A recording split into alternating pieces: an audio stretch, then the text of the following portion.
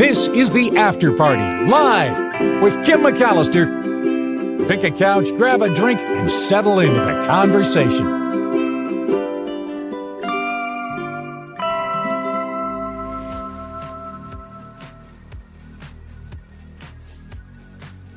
Here I am. Hi, everybody. It is the After Party Live on a Friday. Thank you for joining, and I am super excited. We get to him right away because it is 1:30 every week on Friday at this very same time.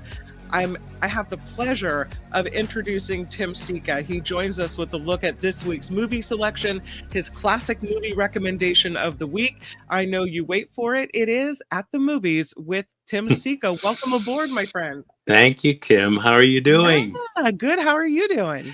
I'm pretty good. It's been a kind of crazy week, lots and lots of stuff to do, and yeah, I'm about ready for as your opening thing says, grab a drink. I think I could use a drink right about now. Well, it's pretty hot in the South Bay. Oh, I know. It's very hot, yeah. So it's a great day for a drink, and it's a great day to see this movie, Eden. I have to tell you, I'm kind of excited about this one because I've seen the promos running all over social media for it. Yeah, Eden. Okay. All right. Okay. Eden is a survival thriller drama. It's based on the true story of this group of European settlers who travel to this isolated island in the Galapagos called Floriana Island, where they attempt to start a new life there based on the writings and philosophies of this semi-sane, semi-crazy Dr. Friedrich Ritter. He's played in the film by Jude Law, who, and I probably shouldn't mention this, but it did kind of shock me, who appears frontally nude in the film, and it's early on too. Jude Law frontally nude in this movie. Anyway, for those interested, anyway, Eden. There's a reason to watch the movie. there you go. Okay, but anyway, Eden, it's like a utopian drama. Okay. Very well mounted, sumptuously made and crafted, a survival drama about. Just say full frontal nudity and then use the word mounted. I did, but I didn't use the word mounted in context with the front. Sorry, where did my mind go? I don't know. It's funny. That's okay because he does a lot of mounting in this movie with his partner. So anyway, that's something that I probably shouldn't have revealed. But anyway, that's what might make some people go see this movie. Anyway, it's a drama about the rot and the decay and the darkness of the human species. Ron Howard directed, probably a project better suited to the likes of like a Darren Aronofsky or a David Fincher. Howard's sensibility is that of a more mature Steven Spielberg. He tends to be very sunny, and his films are for the most part kind of scrubby clean. I love his movies. I just love his movies, but I think this material would have been better served in the hands of a different director. Anyway, it's beautifully shot. Though you're in for a ride when the movie begins with a voiceover from Jude Law as this doctor, who's really, into the philosophy of Nietzsche, Friedrich Nietzsche, who died insane. You really know that you're in for a ride when his voiceover asks, what's the meaning of life? Well, I'll tell you, it's pain. And in pain, we find truth, and in truth, we find salvation, something to that effect. So you're going, okay, thank you for setting us up here for what's going to follow. But what follows is, despite the film's high level of craft, a movie that, I don't know, given the potential impact of its theme, sanitizes, maybe that's the wrong word, mitigates maybe is the better, more accurate word, mitigates both visually and thematically, mitigates how horrible these events should really look if played out according to the way they really happen, because it's based on a true story. In other words, it's like if you were teaching a bunch of young school kids about the horrors of slavery, you might start there. But then, you might say something to make it more palatable, like, well, some of the slaves were treated very well and kindly by their masters. That approach, which is the kind of approach this movie takes, kind of, in my opinion, undercuts what really should be the focus, which is, in my opinion, the horribleness of the subject matter. So the approach to the movie makes for I think a decent mass entertainment movie, but horribly diminishes that movie if the movie is going to be looked at in terms of art, which is pretty much how I, as a film journalist, approach film. Celebrating the art of film and the movie-going experience. That's the tagline to my radio program. So, Eden, objectively speaking, it's okay. It's a well-intentioned movie, but it's surface to me. It's like a surface hybrid of Lord of the Flies and Mosquito Coast, which kind of warn us that, when humankind is left to its own devices and without rules and regulations, it can very easily descend into barbarism. That's really, that's what this movie is. I mean, and if you really want to get an insight into what happened on Florena Island circa the early 30s, before the dawning of fascism and the start of World War II, I highly recommend folks check out this documentary. It's called The Galapagos Affair, Satan Came to Eden, which is a 2013 feature-length documentary. It's directed by Bay Area filmmakers Daniel Geller and Dana Goldfein. Once you've seen that movie, I don't think you need to see Eden. And that's just my opinion. I mean, there's a lot to admire in this movie, I guess.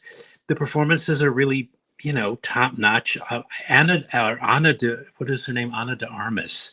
She played Marilyn Monroe in a film a couple of years ago. She's very good in this movie as this self-absorbed heiress who travels to this unspoiled paradise, wanting to build a resort hotel for millionaires.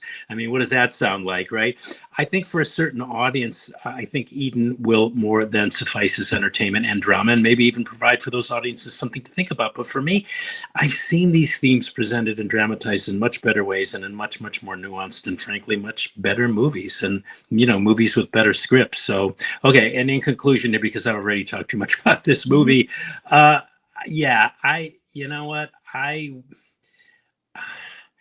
if you're asking me, I'd say skip it. You can find what this movie is about in better ways, in better films. And that's the Galapagos Affair that you mentioned. Yeah, the Galapagos Affair is called Satan Came to Eden. And oh boy, is that I think, again, and I'm comparing and contrasting. I think if I just saw this film out of the blue, having not seen too many movies in my life, I might think, okay, this is pretty good. But no, I can't help but, I can't erase, what's there in my mind. So I don't know. Did Michael Snyder review it? I'm curious if he did and if he liked it. He did review it, and I think he liked it, although I'm not sure because I was doing other things. Oh, okay.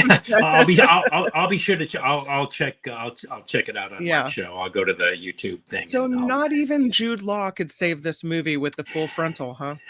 Well, not for me. Okay. It's the star. There's more and more of this. I saw a film which I'm going to review next week. It's called Splitsville. It's a romantic comedy, Kim, that I cannot wait to talk to you about. Oh, okay. I cannot wait to talk to you about. But I bring it up to say, one of the actors in there is.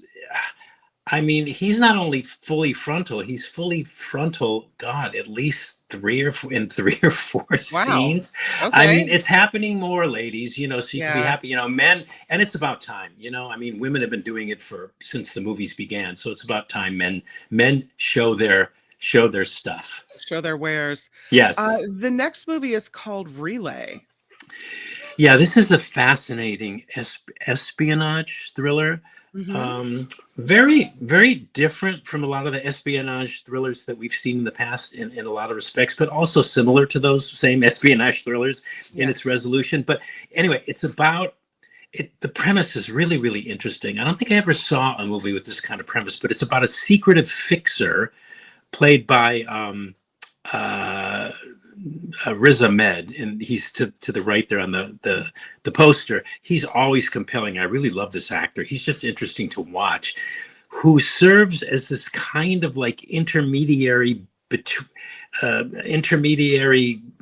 going to say voice or embodiment, because his identity is never shared, between whistleblowers and the corrupt corporations on whom these people have blown the whistle, to help them extricate themselves from, being harassed and threatened and everything. So it's a really, really interesting premise. And without giving anything else away, that to my mind is the best way to describe this movie, which is very smart, at times surprising, consistently twisty in its plot elements that keeps you guessing all the way until it's kind of somewhat predictable and rather awkward character twist that I won't reveal, but a character twist that in the end really doesn't ruin or spoil the many preceding pleasures that are to be found in this. Really, it's a very special movie. I liked it a lot, and despite my shortcomings, I recommend it. It's to paraphrase Yogi Bear, smarter than your average espionage thriller. So I got to recommend it. Okay, that's good, because I like a good espionage thriller. Who's the actress in this movie? Lily, oh my gosh, I'm blanking. Lily, okay. She was in the first 2 seasons, I think, of Downton Abbey. Lily something. I don't have my computer in front of me, but she's a very, very good actress, and yeah, she's also one of the reasons to see it. Lily, oh my God, Lily James. Lily James, yeah, really, really fine actress, and she's very, very good here. And she has to do this thing with her character at some point where you're going, wow, this woman has very good acting technique. Anyway, yeah. Lily James, thank you for figuring that out for me. Your next one is called Honey Don't. Honey Don't, yeah. Which looks like with the poster, I would think it was your classic movie recommendation of the week, but it's not. No, far from it. and try as I might to be objective about this movie, it's really not very good. It's called Honey Don't, and it's this neo-noir dark comedy detective film directed by Ethan Coen of the Coen brothers, who co-wrote this screenplay with his life partner Trisha Cook, and it's the second in their quote-unquote lesbian B movie trilogy series following Drive Away Dolls, which we talked about on your show, and which frankly was stretching this concept then. Now it's just borderline insufferable and like slogging through a vat of molasses watching this movie. Now, the Coen brothers together have given the world some of the greatest movies I think ever made, like Fargo and No Country for Old Men. But Ethan, who directed this, without Joel, and again, and also, in context of Drive Away Dolls, which was the first of this lesbian B movie trilogy, he is just less inspired, lacking in the spark and brilliance that working with his brother Joel, they jointly excelled in such movies like Fargo and No Country for Old Men. The best thing about Honey Don't is Margaret Qualley, who evokes a kind of like Humphrey Bogart-esque resurrection of his ghost in her line readings, and the way she just kind of walks through this picture. She's kind of like, I don't think she's mimicking Bogart, but she's evoking Bogart. And I really loved her performance, and she was just wonderful to watch. But other than that, I say forget Honey Don't. As in, like, honey, don't see this movie unless maybe you just have to get out of the house to a movie and it's the only thing playing in your neck of the woods. Otherwise, skip it. Skip Honey Don't. Honey Don't. Yeah. Honey Don't indeed. Okay, your classic movie recommendation of the week is called Paths of Glory. Yeah, 1957.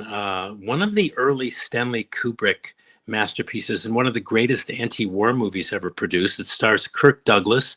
He's in the poster there. It was adapted from a 1935 novel of the same name. And in it, Douglas plays a colonel.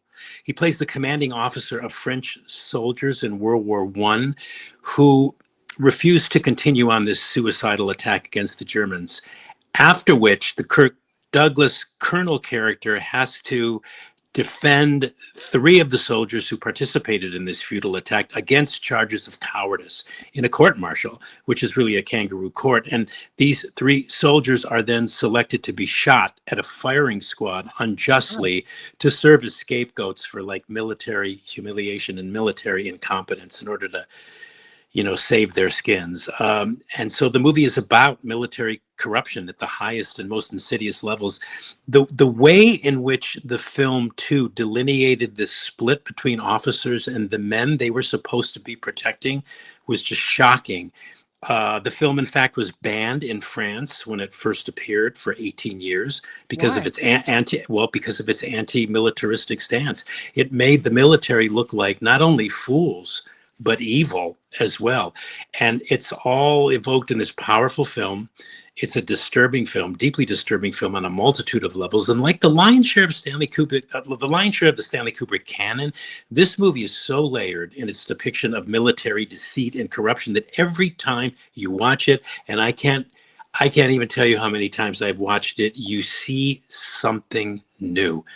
It's so dense in the best possible way. It's a masterpiece, possibly the greatest anti-war film ever made, next to arguably All Quiet on the Western Front, which was also banned in Germany because it depicted German military corruption and incompetence. Paths of Glory was banned in France because it depicted French military corruption and incompetence during World War I.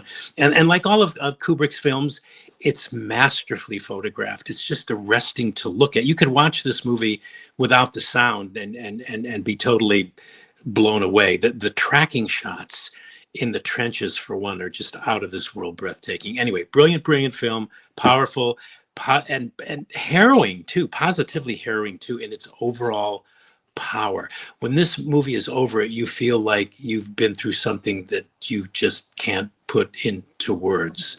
It's now streaming on Amazon too. If you have membership, you can see it free as part of your membership. Wow. Okay, you made me want to see that. And there's something with you this month where you're into the old war movies, because last week it was Patton.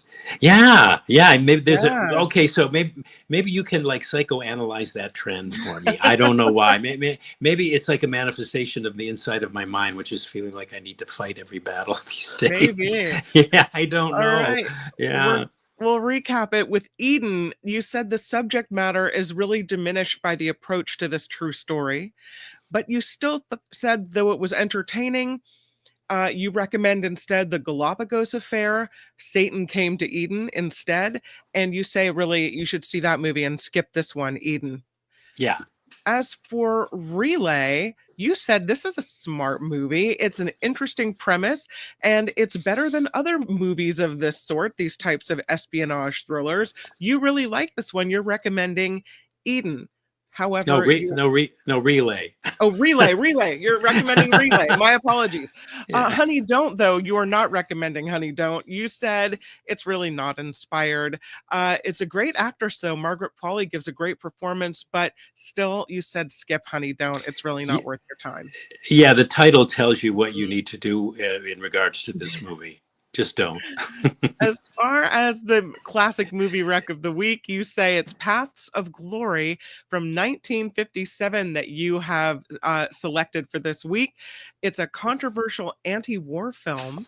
You said it's a look into military corruption and that it is masterfully photographed, brilliant and powerful, and streaming on Amazon from 1957, Paths of Glory. And you know, Tim Sika, that there are people that wait every week, and even if they miss the show, they'll log back in to see what you picked as the classic movie recommendation. Oh, wow. Because it's become tradition in their house to watch it every weekend. Oh, gee. Well, that is fair. That is so sweet, and that is so flattering. Maybe I should be paying more attention to these movies in your audience, and maybe because some of these movies that I'm saying are great, I don't know if everybody else would have that same reaction to them. But yeah, and again, it depends what mood you're in. I think I would not watch Paths of Glory if you've just been to court and your divorce has been finalized. It can be a little heavy. Well, and that's what the sizzle says. Paths of Glory was heavy then, very interesting to watch now. You know what? That's a very interesting comment, because I think it's particular. It's another Kubrick film. It's almost prescient. Watching it today, in view of what we're going through as a country, holy cow. Because I did watch it again in preparation for us talking about it, and I'm going, I can't believe how this is reflecting so much of what's happening right now. This is just crazy. And this was a 1935 book and a 1957 movie. How many years ago was that? Yeah.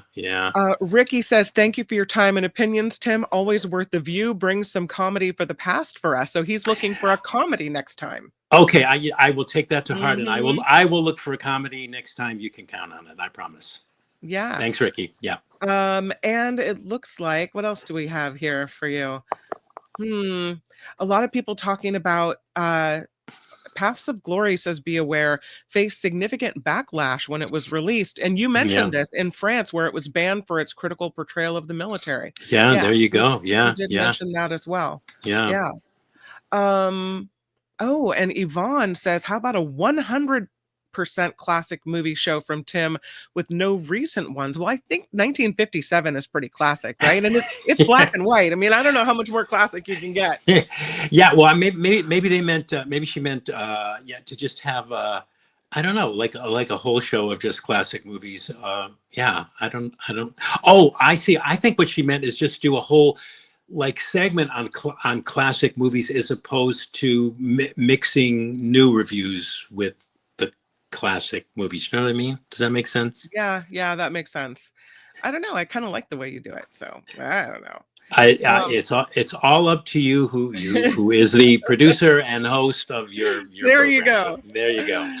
At the movies with Tim Sika. Always a pleasure, Tim. Off you go Oh, to start a fabulous weekend. all right, you too, Kim, and I can't wait to talk to you next week with a comedy for Ricky. We're gonna do a Um, comedy for Ricky. and a little romance for me. I'm looking forward Oh, to it. I cannot wait to talk to you about Splitsville. Remember that name, Mhm. Splitsville. Okay, talk to you next week, Awesome. Kim. Thanks, Okay, Tim. all right, Bye. bye.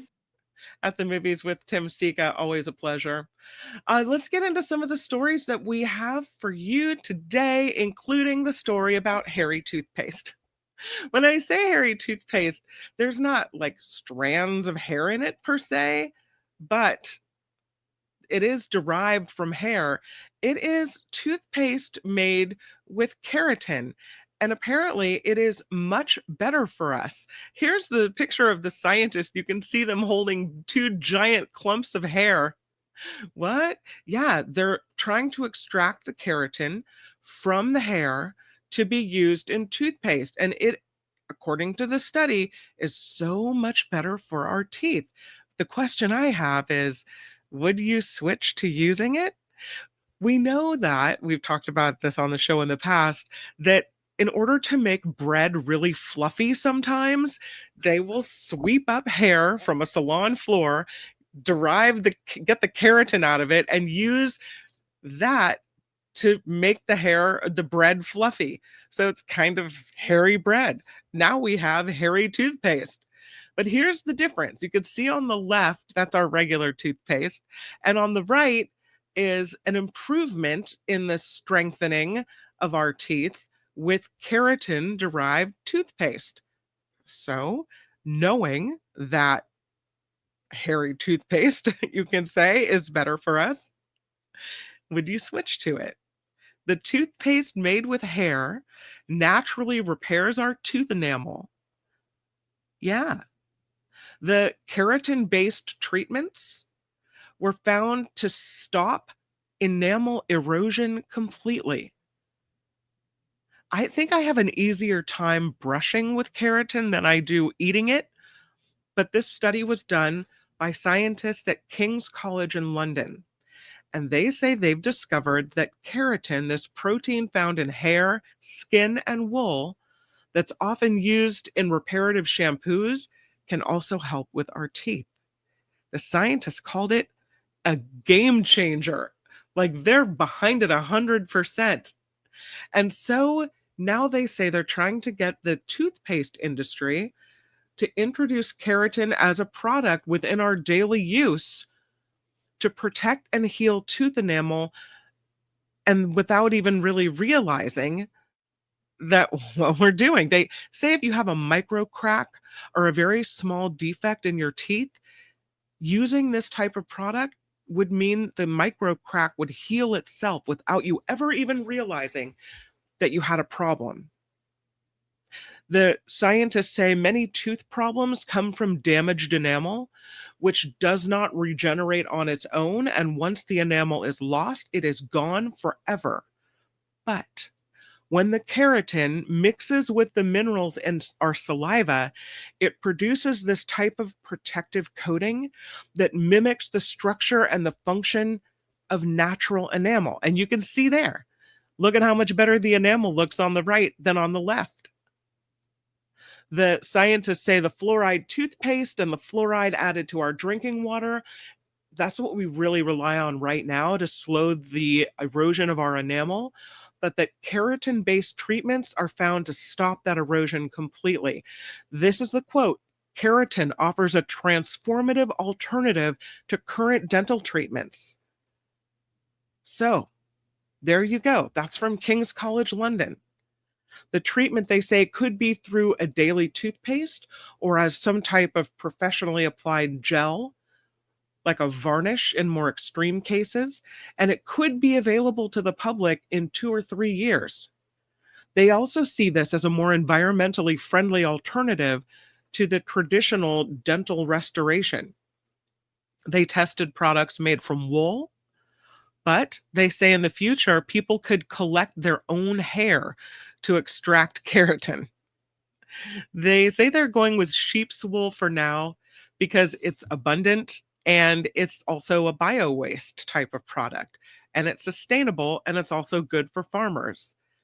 As far as what you would notice if you used it, they say the toothpaste will look and feel just like standard fluoride toothpaste. It'll still have a minty flavor, it'll still foam up a little bit in the mouth, but it will just contain enough keratin for daily use.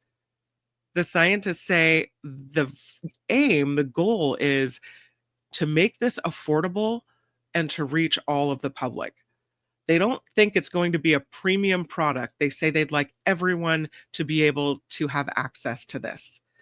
So would you use the keratin, knowing how much better it likely is, according to this study, for our teeth? Are you going to use a woolly, hairy toothpaste? Does it bother you at all? I don't think it bothers me. I don't know. Look, go into the chat, see what you guys have to say. What's the sizzle says, is there a difference between keratin or keratin? I may have misheard. It's keratin that I refer to with a K, and I do believe there is, yes, a difference between keratin and keratin. I think one is like a vitamin mineral found in things like, I want to say, carrots, right? And keratin is often derived from, again, wool, hair, it's in our teeth, this type of thing. Mama says, I may have been blessed with strong enamel and dense bones, but I know many people who have had lots of painful dental work. If needed, I would totally use it. Be Aware, I think, would use it, but is against pulling hair out of the drain to make my own. That's a step too far for Be Aware. Not doing it. Yvonne, I think, is down with the wool. She's thrown me a few sheep. Teacher Lori says also should make mouthwash, and I need it now. Yeah, I wonder too if it's so amazing why they would wait 2 or 3 years to have this type of product, especially if it's not really damaging. I mean, we know keratin, which is, again, already used in bread and other things, isn't dangerous for us. So why the wait? I guess it would take that long to develop a product and market the product, and I don't know. I don't know. Teacher Lori said, yeah, absolutely would switch. Nothing else repairs enamel that I've heard. Just other things would do demineralization, not repair. Yeah. You say fluoride and Ca2 plus. I don't know. I don't know what that is. So I had to try to skip over that. Leslie Profiter says, how about a list of fluffy breads with added keratin that I can avoid? You got to watch for that. Yeah, I know. It grosses me out too. Tammy said it grosses me out. I don't like hair between my teeth. In its defense, I called it hairy toothpaste because it's derived from hair, but I don't think when they do the chemical process and they take the keratin out and they isolate it, it's no longer like looking like a piece of hair. or anything that would get lodged in your mouth or between your teeth. It doesn't. I mean, the idea of it is gross, but when you're, looking at the actual product, you won't see anything different than a regular toothpaste. So there is that. What's the sizzle? Yeah, isn't keratin and carrots? That's what I thought, right? No, I don't think they can use that instead of hair. No, there is a difference. No, no, no. Be Aware says, use that and a horsehair toothbrush and you'll never get a cavity. It sounds like a great plan to me. I thought that was an interesting story. I'm down. I'll use the hairy toothpaste, especially if it's that much better for our teeth. Think of all the dental procedures you can avoid, right? Yvonne says, yeah, I'll try it. Absolutely. Be Aware says, my dentist told me not to use mouthwash with alcohol because of the good bacteria in the mouth. So I now use alcohol-free from Tom's. Calcium ions. Thank you, Teacher Lori. Always teaching me every day. You think you're a step toward retirement, but really can't stop, won't stop with Teacher Lori. I'm always learning something from her all the time. The hairy toothpaste. I do want to mention this story, which I find fascinating. There are remnants of a 2,000-year-old sunken city found and lifted out of the sea off of Alexandria. No joke. This is incredible. I have a picture to show you as well. And you can see the divers as they are emerging from the surf here.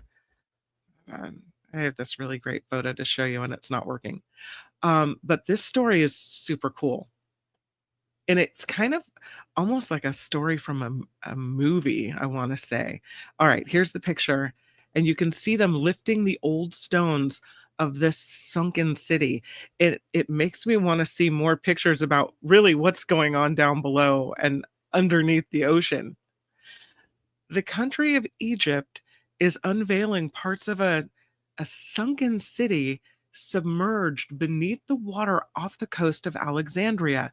We are talking buildings, artifacts, an ancient dock dating back more than 2,000 years, now kind of a watery city.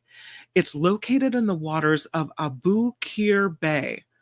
Qir is Qir, Abu Qir Bay. They think that this ancient city might be an extension of the city of Canopus, which was a prominent center during the Ptolemaic dynasty, which ruled Egypt for nearly 300 years, and the Roman Empire, which governed for about 600 years. But over time, things like earthquakes and rising sea levels meant that this ancient city was submerged, and the nearby port of Heraklion was also submerged as well. So now they're pulling parts of this ancient city from the ocean. Only specific material is allowed to be pulled from underwater, and the rest, they say, has to remain where it is. And it's mostly these giant rocks, giant looking stones. You can see from the picture. I have another one for you. You can see the things that they're allowing to be there, that are allowed to be taken from this city as they try to kind of preserve most of it underwater, are really these kind of giant formed stones, and see why it would have been so well preserved underwater if that's the case. Yeah. They say that there are artifacts that have been recovered as well. But we've got limestone buildings that may have served as places of worship. Residential spaces are under the water, commercial and industrial structures as well.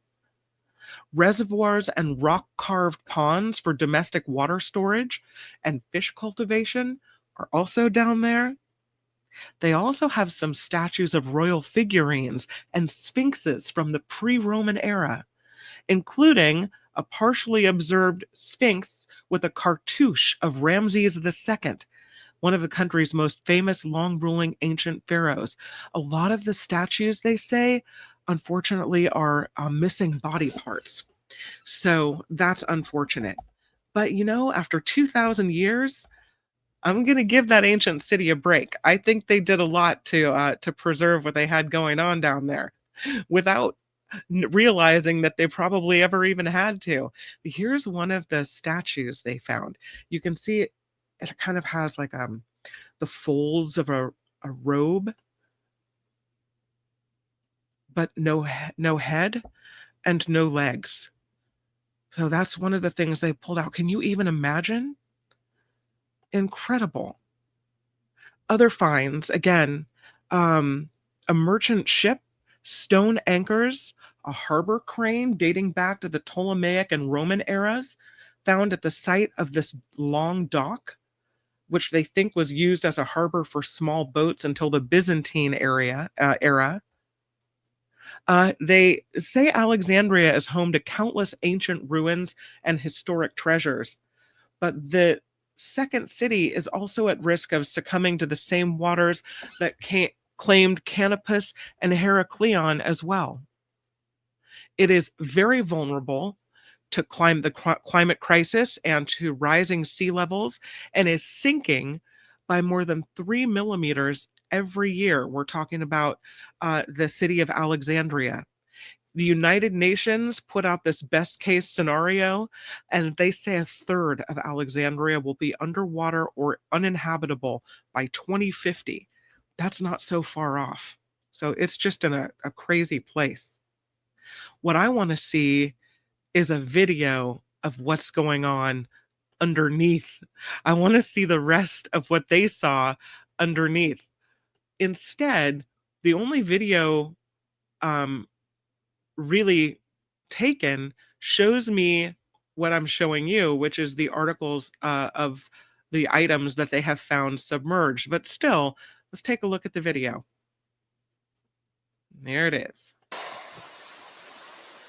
You can see them hoisting up these pieces of this 2,000-year-old sunken city as they bring things ashore.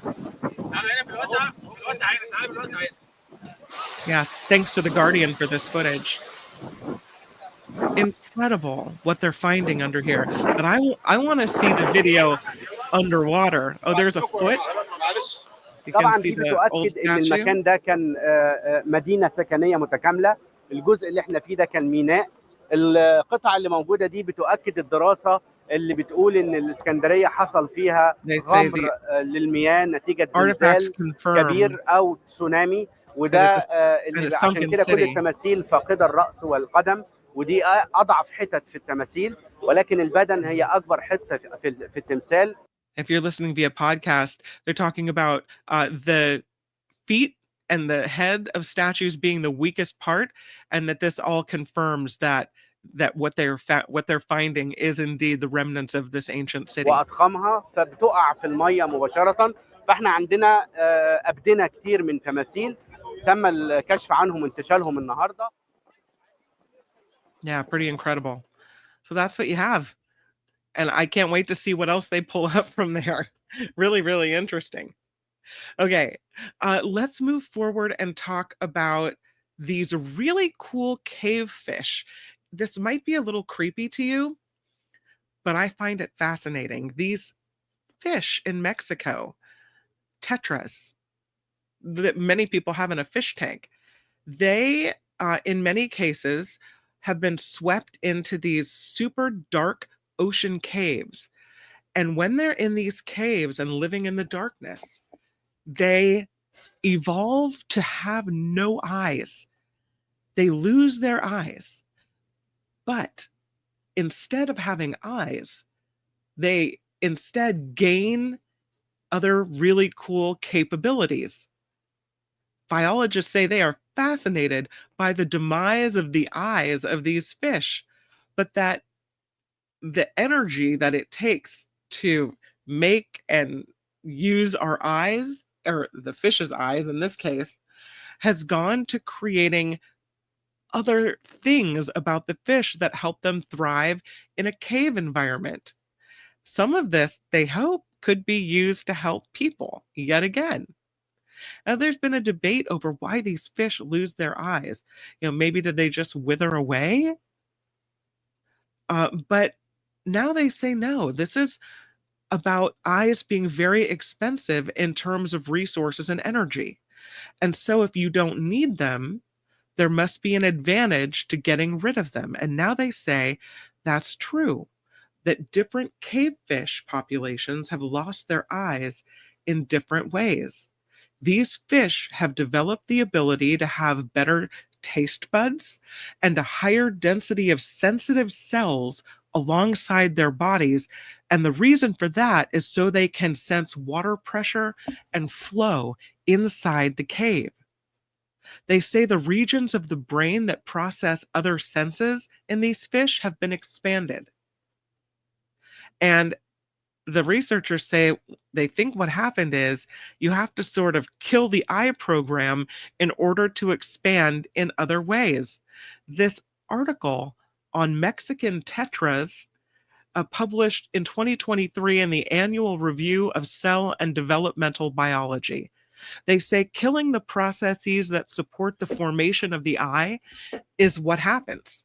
Just like non-cave dwelling members of the species, all cavefish embryos start making eyes, but then after a few hours, cells in the developing eye start dying until the entire eye structure has disappeared. So the apparent inefficiency, it seems, is unavoidable. The early development of the brain and the eye are completely intertwined and happen together. It means, according to researchers, that the least disruptive way for eyelessness to evolve may be to start making the eye and then to get rid of it. It's fascinating. Yeah. So no eye, but evolving to have these other things that help it survive in these very dark cave environments. And what you have there is the same species of fish. One lives outside the cave and one lives inside the cave. And look at the difference there. Did you know, I know we love a little robot on this show, that the plan is to take Lassie. Remember, Lassie is the robot dog. I call it a dog, but it doesn't really have a head, and they haven't made it look anything. We saw robots the other day of sheep, or I think they were sheep, that were made to really look accurate. And this is still metal. So we call it a dog, though it has 4 legs. That's about the only thing it has in common with a dog. The plan is to take Lassie, seen here, the robot dog, and have it join astronauts on Mars. They just finished testing Lassie in the White Sands National Park, and they say eventually when we get to Mars, Lassie may come along. This quadruped robot would be used to gather samples and keep astronauts on the red planet from injury. It would be capable of operating independently from humans, so it'll be off leash. Scientists from Oregon State University, the University of Southern California, and the University of Pennsylvania and Texas A&M have been testing this prototype of a future Mars robot dog at White Sands National Park in New Mexico. And over the course of the testing, they had the dog traverse the region's soil, which can be unpredictable in areas and loose. It's a lot, they say, like the surface of the red planet, they think. They did some other experiments with the same robot on Mount Hood in Oregon, where they say the terrain resembles that of the moon. And they're hoping that the results will mean that this dog is capable of really functioning on terrain like Mars. It would collect samples. It would alert its human partners when they're approaching unstable or unsafe areas. They're calling the experiments Legged Autonomous Surface Science in Analog Environments, aka Lassie. So the dog, they named the dog Spirit. is able to use its robotic joints to kick up bits of sand. It makes this high-pitched squeaking sound, and they think it can be used alongside a four-wheeled rover to do tasks, to complete tasks in these, I don't know, outer space environments, other planetary environments. Scientists call it the next frontier, taking advantage of the unique capabilities of legged robots. Shall we look at the video? Let's do it. I mean, I hope the squealing isn't too annoying for us. I will tell you that I haven't seen the video yet, but here's what it looks like. Let's check it out. Here's the dog in action. You can see the people, and here comes the dog. It walks pretty well in the sand.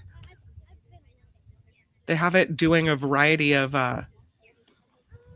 movements in this loose sand-like terrain.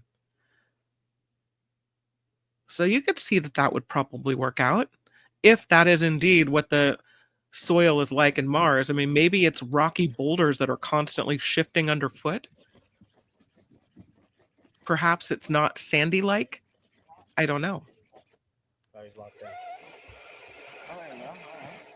And here's the rover they have heading out as well. Looks like the rover's having a little more trouble in this type of terrain. The dog was moving in a much better fashion. Oh my God. Dog can lay flat. Here's the dog giving the samples it has collected to the rover.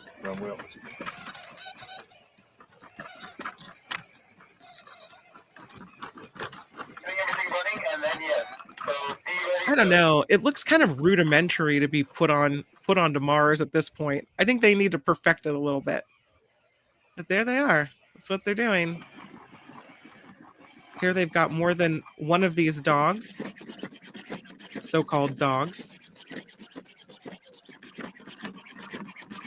Kind of interesting to watch it move, huh? All right. And that's what we're looking at. So that is the future of Lassie. I think I've been talking too long. I'm sorry about that. I just get so fascinated by this stuff. Let's end with this. How about we end with a lotto of the day? I love a lotto of the day. You know, as by the way, I think which one is it? That one of the lotteries is up to 700 million, I think. I'm logging in. I have to check. It is the Powerball. It's up to $700 million, and the drawing is tomorrow. So if you're so inclined to play, then I guess this is the time. But I saw this story about this guy who bought 162 tickets for one lottery drawing. They say that buying more tickets doesn't necessarily increase your odds of winning, that each ticket has the same odds, but he won. He bought, again, 162 tickets for one lottery drawing. This guy from South Carolina. And by the way, all of the tickets were identical for one single pick four lottery drawing. And he ended up winning $811,000. He said he had a really good feeling about the numbers 1, 7, 3, and 1. So he forked out $339 to buy 162 tickets with those numbers at the town center market, and he ended up winning $811. It is the largest amount ever paid out to a single player in a pick four drawing. He said, of course, I was excited. Another player at the store overheard this man talking about his lucky feeling and decided to play the same numbers, and he won $25,400. So I guess those numbers really paid off. Super awesome. And that's the lotto of the day. Why not? I mean, if you're going in, go big. Go big or go home, they say, right? Thank you guys for being here. I appreciate it. And thank you for all your interest in the movies. I will pull Tim Sika's video and have that as a standalone video as well. I want to thank everybody who comments in After Hours Trading. It makes a big difference as to how the video is presented to people, if there's the more involvement there is. So thank you to everyone who is involved in the show in that way, in contributing financially, in sending stories. I've had a lot of stories contributed this week, and I just want you to know that I realize what you're doing and how you're helping. And huge thank you to everyone who keeps trying to keep this show going in a variety of ways. So I really appreciate you.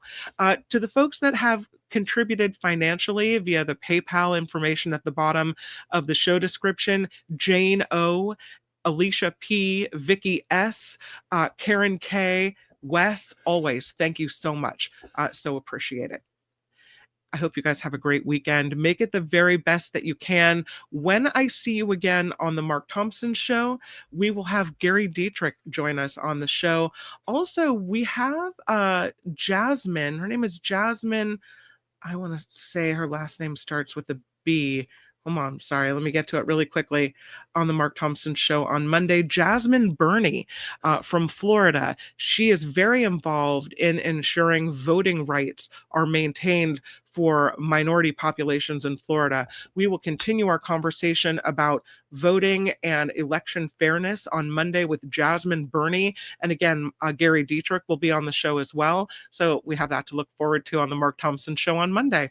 But until we meet again, make it the very best weekend, and I'll see you on Monday.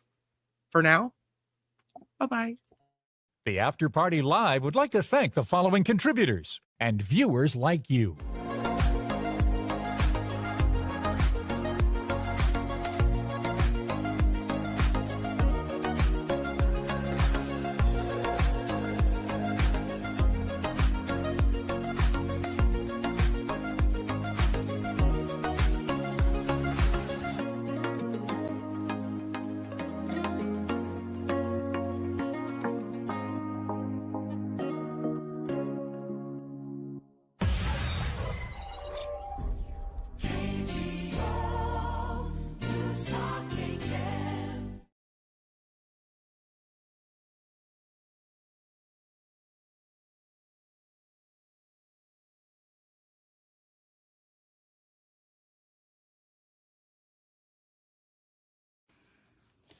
You requested a happy birthday song, so I'm gonna give you one.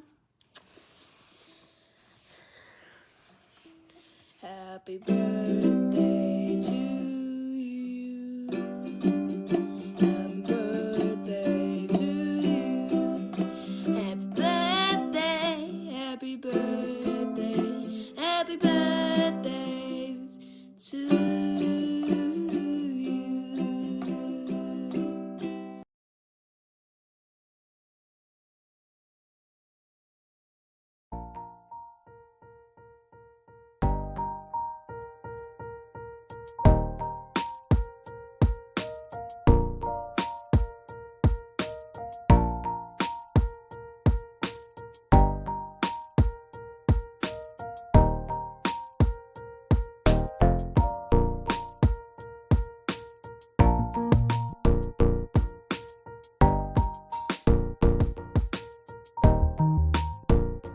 Don't go that far, my friend.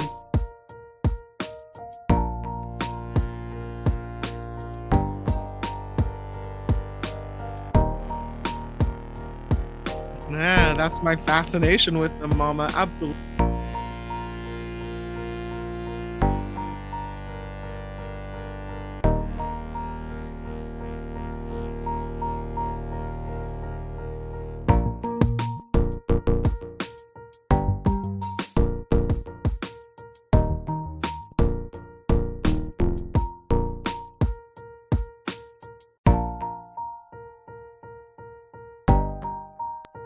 Fingers crossed that your day is coming, Rev.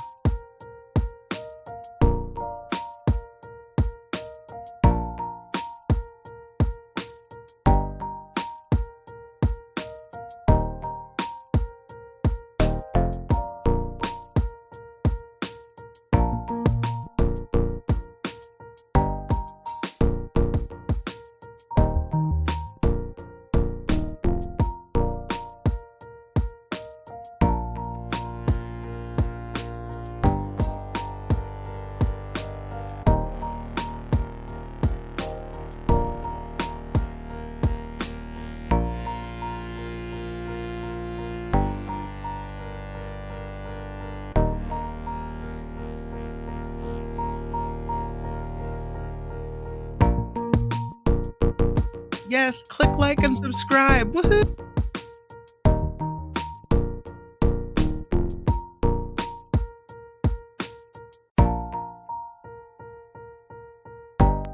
Have an awesome time.